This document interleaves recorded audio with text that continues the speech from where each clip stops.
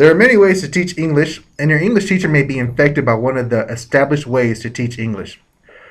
One definition of pedagogy is the method and practice of teaching, especially as an academic subject or a theoretical concept. In other words, it is the proper use of instruction or the teacher's style of teaching.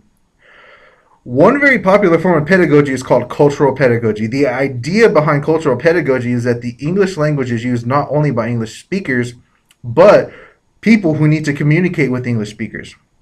Cultural pedagogy affects many people. On an international level, English is the language of business. Students all over the world learn English as a secondary language, primarily to do business with English-speaking countries. Something very interesting occurs when people who were not raised to speak English attempt to speak English. Words and phrases that are used in other countries may not make any sense to native English speakers. One famous example is a quarter pounder from McDonald's. If you are from the United States and you would like a quarter pounder, then go ahead and go to McDonald's and get you some. If, however, you find yourself at an English-speaking McDonald's in a land far, far away that does not seem to have a quarter pounder on the menu, then you still can order one. But remember, the quarter is an imperial unit, and only the United States uses imperial units.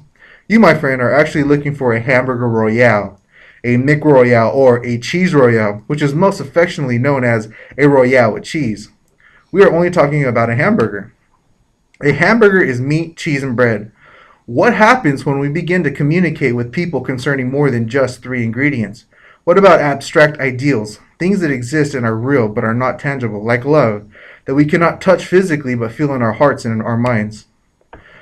The purpose behind cultural pedagogy is to help the student realize that when you are reading or writing material between one culture and another, your meaning may be interpreted differently than you intended.